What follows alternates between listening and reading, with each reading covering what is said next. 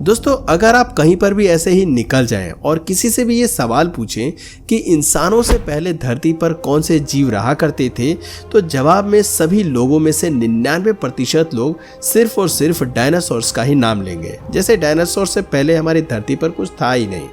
अब उन सभी का ये जवाब लाजमी भी इसलिए है क्योंकि हमें हमेशा से ही इंसानों के धरती पर आने से पहले डायनासोर्स के जीवन के बारे में ही बताया गया है। और दूसरी वजह यह भी है कि साइंस फिक्शन और आर्कियोलॉजी में डायनासोर्स को इतना ग्लोरीफाई कर दिया गया है कि आधे से ज़्यादा लोग इस बारे में जानते ही नहीं कि डायनासोर्स के धरती पर आने से पहले कितने अजीबोगरीब क्रिएचर धरती पर टहला करते थे, जो खूंखार भी थे, शांत भी थे और हैरत अंगेज भी। इसलिए आज के इस वीडियो में हम आप लोगों को कुछ ऐसे क्रीचर्स के बारे में बताने जा रहे हैं जो न तो डायनासोर्स के एग्जिस्टेंस के दौरान मौजूद थे और ना ही उल्कापिंड के टकराने के बाद आए, बल्कि ये कहानी है उन जीवों की जिन्होंने तब इस धरती पर राज किया जब डायनासोर्स शायद एग्जिस्टेंस में भी नहीं आए थे। तो फिर से एक बार कुछ नया जानने के लिए चलिए शुरू करते हैं आज के इस रोचक एपिसोड को।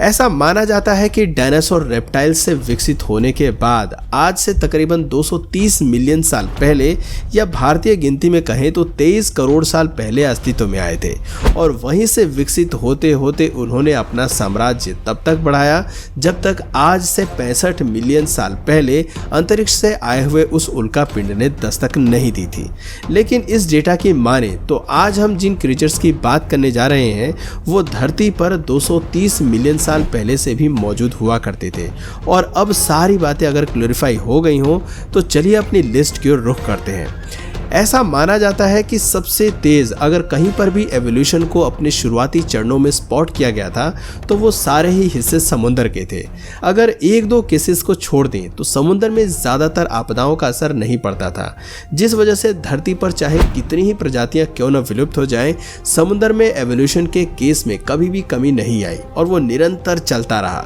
जिस वजह से अपने शुरुआती चरणों में जितना विकास समुद्री इलाकों में देखने को मिला उतना शायद ही ज़मीन पर देखने को मिला होगा। इस चीज का सबसे सटीक और खूंखार एग्जाम्पल है हेलिकोप्टेरियन, जो आज के समय में मौजूद शार्क्स की पूर्वज कही जाती हैं। और उनका पूरा लुक ही काफी है ये बताने के लिए कि आज के समय की शार्क्स जो तकरीबन 7 करोड़ साल पहले ही इस रूप में आई थी, उन्होंने 200 मिलियन सालों में अपनी हर एक फिजिकल कैरेक्टरिस्टिक्स में कितना बड़ा बदलाव देखा है। जहाँ पहले इनके दांत इस तरह से सर्कुलर होते थे जैसे मुंह न होकर किसी तरह का पहिया हो, तो वहीं आज इन सभी का चेहरा भी किसी इंसान या बाकी जीवों की तरह है जो नीचे से बंद होता दिखता है और उनके दांतों ने भी एक नॉर्मल शेप ले लिया है। उनके दांत ही अपने आप में इतने नुकीले होते थे कि अगर कोई भी एक बार इनके जबड़े में फंस जाए तो आज के शख्स की तरह उनके टुकड़े नहीं होंगे बल्कि उसका शरीर कुचल जाएगा और ऐसे चिथड़े हो जाएंगे कि पहली बात तो कि वो जिंदा बचेगा नहीं, और अगर बच भी गया तो उसका जिंदा और मुर्दा होना एक समान होगा, जिस वजह से लोग आकलन करते हैं कि मॉडर्न युग के मुकाबले ये वाले शख्स कहीं ज़्यादा ताकतवर और खूंखार हुआ करते होंगे। वैसे अगर आपको उड़ते हुए कीड़ों से डर लगता है तो आज से 30 करोड़ साल पुरानी दुनिया आपके लिए बिल्कुल भी नहीं है, क्योंकि जिस तरह आज आप अपने सामने ड्रैगन फ्लाई को देखकर थोड़ा उत्साहित होते हैं, बेचैन होते हैं, वहीं आज से 30 करोड़ साल पहले मेगानुआरा नाम के ड्रैगन फ्लाइज अस्तित्व में थे, जिनका आकार आज की तरह 3 या 4 इंच नहीं बल्कि 24 से 30 इंच हुआ करता था, यानी तकरीबन 2 से 2.5 फीट तक। अगर इतना बड़ा कोई कीड़ा उड़ता हुआ किसी के पास भी आ जाए तो वो शख्स तो खुद ही बेहोश हो जाएगा। और ये कहानी सिर्फ मेगानुआरा तक ही सीमित नहीं थी, बल्कि उस वक्त के लगभग सभी इंसेक्ट कम से कम 1.5 फीट से लंबे ही हुआ करते थे, जिससे आप ये समझ सकते हैं कि वो दौर आपके लिए कितना डरावना हो सकता है। वैसे जमीन पर भी कुछ कम खतरनाक जीव नहीं टहला करते थे, खासकर अगर आज से 345 मिलियन साल पहले धरती पर आए आर्थ्रोप्लेरा की बात करें, जो वैसे तो 30 करोड़ साल पहले ही विलुप्त हो गए थे और भगवान का लाख लाख शुक्र है कि आज के समय में ये मौजूद नहीं नहीं है, क्योंकि जिस क्रिएचर को यूं तस्वीरों में देखकर ही हमारे रोंगटे खड़े हो रहे हों, उसकी लंबाई असल जिंदगी में 2.5 मीटर के बराबर थी, यानी तकरीबन 8.5 फीट, वो भी औसतन। कुछ तो इससे भी बड़े होते होंगे। इस वक्त कई लोग ये भी सोच रहे होंगे कि जब आज ये सभी कीड़े इतने छोटे आकार के हैं तो पहले इनका साइज इतना बड़ा क्यों हुआ करता था। तो दोस्तों, ये चीजें 2 इंटरकनेक्टेड फैक्टर पर डिपेंड करती थी। पहला तो एटमॉस्फेयर में मौजूद ऑक्सीजन और दूसरा इंसेक्ट्स का रिसेप्शन सिस्टम।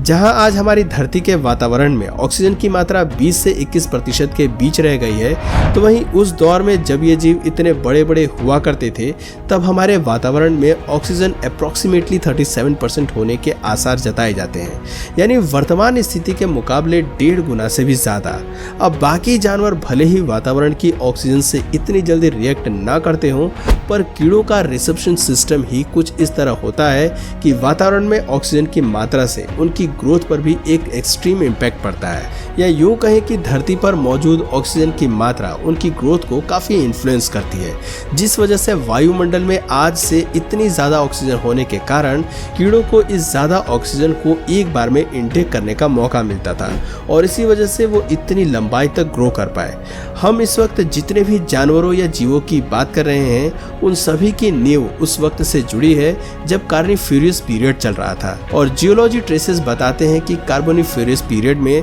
धरती का ऑक्सीजन लेवल अपनी पीक पर था, लेकिन इसके खत्म होने के बाद जब पर्मियन पीरियड की शुरुआत हुई तो ऑक्सीजन लेवल हर मिलियन सालों में गिरने लगा, जिस वजह से आज कीड़े पहले के मुकाबले काफी छोटे हो चुके हैं। हालांकि इसका मतलब ये नहीं है कि अब इस चीज को रिवर्स नहीं किया जा सकता, बल्कि वैज्ञानिक मानते हैं कि भविष्य में अगर ऑक्सीजन लेवल एक बार फिर से 40% के आसपास पहुंच गया तो वायुमंडल में 40% ऑक्सीजन कीड़ों को इतना ट्रिगर कर देगी कि एक ड्रैगन फ्लाई का साइज सबसे छोटे साइज के एरोप्लेन और एक बीटल का साइज सबसे छोटे साइज के टैंक जितना हो जाएगा, जिसके बाद अगर ये कीड़े अपनी पर आ गए तो हमें मसल कर रख देंगे। मसलने से याद आया कि इस जानवर को तो आपने बहुत बार तस्वीरों में देखा होगा, जिसके बाद आपको लगता होगा कि ये कोई डायनासोर्स की ही प्रजाति है। लेकिन क्या आप इस बात पर यकीन करेंगे कि अगर हम आपको बताएं कि ये किसी भी तरह का डायनासोर नहीं है, बल्कि डायनासोर्स के आने से भी करोड़ों साल पहले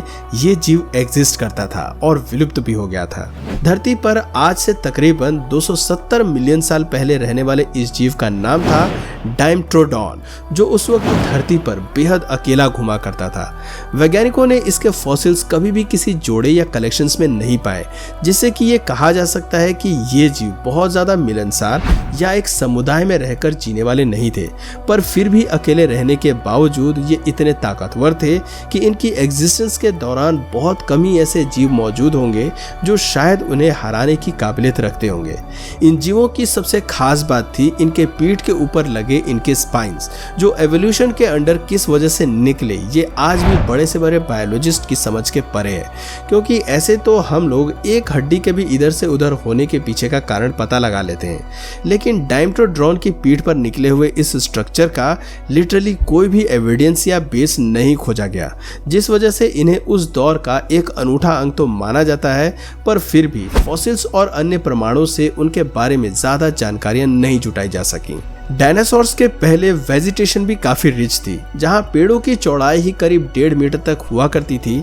और ऊंचाई का तो कोई ठिकाना ही नहीं रहता था, जिस वजह से फूड चेन एक कांस्टेंट रूप में चलती रही। लेकिन सोचने वाली बात है कि इतनी रिच वेजिटेशन और वाइल्ड लाइफ होने के बावजूद ज्यादातर लोगों को ये नहीं पता कि आखिर डायनासोर्स के पहले की दुनिया दिखती कैसी थी। वैसे पता है इससे भी ज्यादा रोचक सवाल क्या है, वो ये है कि जब सब कुछ इतना परफेक्ट चल रहा था तो आखिर कौन से इंसिडेंट ने विशालकाय और खूंखार जानवरों को अपनी मेजॉरिटी कम करने के लिए मजबूर किया, और आखिर ऐसा क्या हुआ था जिसकी वजह से डायनासोर्स एक्चुअली धरती पर आए और विकसित हुए। अगर आप जानना चाहते हैं कि डायनासोर्स इस धरती पर किस तरह से विकसित होकर कैसे आए और उन्होंने इतना विशालकाय रूप कैसे लिया, तो नीचे कमेंट सेक्शन में डायनासोर पार्ट 2 लिख दीजिए। और अगर इस वीडियो पर 800 से ज्यादा कमेंट आ गए तो मैं आपको डायनासोर्स की उत्पत्ति के ऊपर एक डिटेल में वीडियो ज़रूर बनाऊंगा। तो दोस्तों, अगर इस वीडियो से आपको कुछ नया जानने या सीखने को मिला या फिर इंटरेस्टिंग लगा तो प्लीज़ इस वीडियो को एक लाइक करके अपने फ्रेंड्स और फैमिली में से ज़रूर शेयर करें।